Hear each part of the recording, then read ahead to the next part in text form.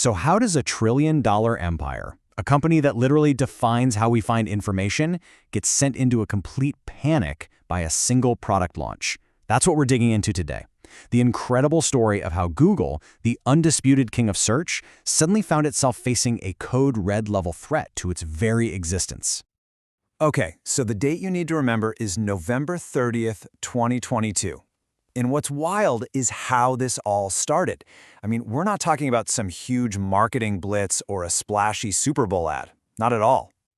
Nope. The thing that sent a shockwave through all of Silicon Valley, it started with just a simple web link. That's it. A link to what they called a research preview for a little something called ChatGPT. And that really is the core question here, isn't it? How on earth did this one, seemingly small thing trigger a full-blown code red inside the world's most powerful information company? How did it push this giant into a desperate defensive scramble? All right, so first up, the code red moment. To really get what happened, you have to understand the sheer panic that ripped through Google. This wasn't a slow burn. It was immediate. It was visceral. I mean, just look at how fast this all went down. It's stunning. November 2022, ChatGPT launches. Boom. By December, less than a month later, Google declares a code red. Things are already in full-blown crisis mode. Then in January, they're pulling the founders, Larry Page and Sergey Brin, back into the fold. And just when you think it can't get crazier, Microsoft jumps in February, integrating AI into Bing. This forces Google's hand, and they rush out Bard in March. It was an absolutely dizzying few months. And make no mistake, inside Google, this wasn't just another series of meetings. This was a war room. CEO Sundar Pichai was pulling top-tier researchers off of whatever they were working on, their passion projects, and just reassigning them to one single mission: build a response now. And the biggest signal, the real oh crap moment, was when they brought back the founders, Larry Page and Sergey Brin. You just don't do that unless you believe the very foundation of the company is at risk. But here's the absolute kicker, the real heart of the problem. Google wasn't panicking because they didn't have the tech. They did.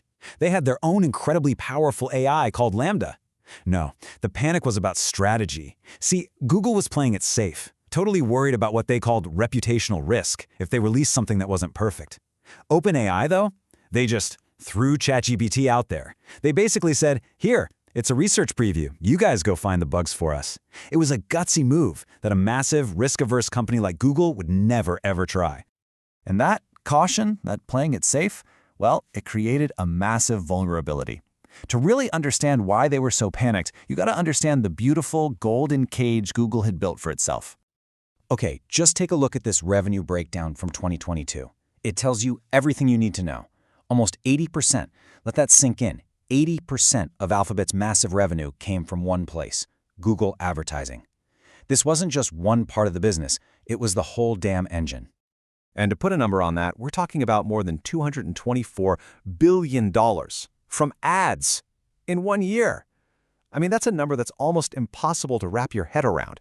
And that immense success, that's what built the Gilded Cage. Think about it. Google's money printing machine has always had one simple job: show you a page of blue links and get paid when you click on one. Simple, right? But what happens when a new technology comes along that just gives you the answer? No links, just the answer.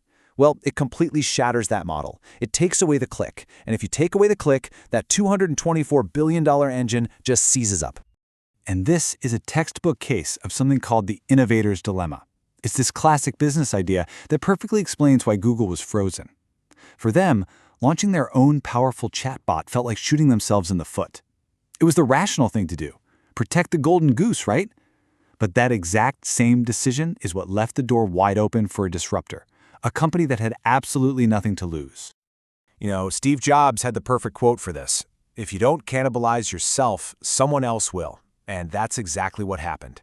Google was so busy protecting its golden goose, it didn't realize someone else was building a high-tech foxtrap right outside the coop. So backed into a corner, Google had to do something. They had to fight back. But their counterattack, well, it was rushed, and it led to a bunch of very public, very un-Googly mistakes. Yeah, the launch of their chatbot Bard was a mess. A total PR disaster. They rushed it out to get ahead of a Microsoft event, and the promo video they released had a huge factual error in it. The stock market immediately freaked out, wiping out billions in value. But the damage on the inside might have been even worse. Their own employees were calling it botched and un-Googley. And then reports started coming out that the company had basically ignored its own ethics team's safety concerns to get it out the door. Just a total mess. Okay, so let's zoom out for a second, because this race isn't just about one chatbot versus another. To really see the whole picture, the whole battlefield, you have to understand what's called the AI stack. Think of it like 4 layers of a cake. 4 critical levels where this whole war is being fought, from the silicon chips at the very bottom all the way up to the apps that you and I use every day. Right at the heart of that stack are the big foundational models, the brains of the operation. And what's super interesting is that they're all starting to find their own lane. They're specializing. So Google's Gemini, for example, is the bookworm. It has this insane context window, meaning it can read and remember a massive amount of information at once, like a whole novel, perfect for heavy-duty research. Then you've got GPT-4o, which is kind of the creative artist, and Claude is the safety-conscious one. The takeaway here is that the future probably isn't one AI to rule them all, but more like a specialized toolbox. Okay, so now let's talk about how this all affects us and the internet that we all use every day. Because that initial warning shot from ChatGPT, that's evolved into what some people are calling the main bombardment, and it is happening as we speak. And the weapon of choice here is Google's own feature called AI Overviews. Look, for 2 decades, there was an unwritten rule, a contract on the internet. Websites and publishers create cool stuff, and in return, Google sends them traffic. It was a simple deal. While AI Overviews just tears that contract up. Google now scrapes that content from publishers to create its own little summary at the top of the page, meaning you never have to actually click the link and visit the source. And the numbers, wow, the numbers are just brutal. The data shows that when one of these AI overviews pops up, that #1 organic result, the one everyone fights for, loses more than 1/3 of its clicks. Poof, gone. Across the board, the traffic that is the lifeblood for so many websites is just evaporating. The News Media Alliance, which represents a ton of publishers, has a very simple one-word description for what's happening: theft. That one word really captures the raw anger here. From their perspective, Google is taking their hard work, their content, to power a new feature that actively prevents people from visiting their sites, and they're not getting paid for it. It's a huge transfer of value from the people who create the information to the platform that organizes it. So after all this chaos, all this disruption, what's next? What does the future of finding information on the internet actually look like? Welcome to the age of synthesis. Well, the rules of the game are changing big time. First, we're moving away from just typing keywords into a search box. The future is conversations with our tech. Second, we're going from scrolling through a list of blue links to just telling an AI agent what we need and it'll go do the work for us. And third, because of all that, the old tricks of SEO, search engine optimization, they're going to matter a lot less. The new king is going to be brand authority. Because when an AI has to pick a source, you better believe it's going to pick the one it sees as the most trustworthy. Which brings us to one last big question to chew on.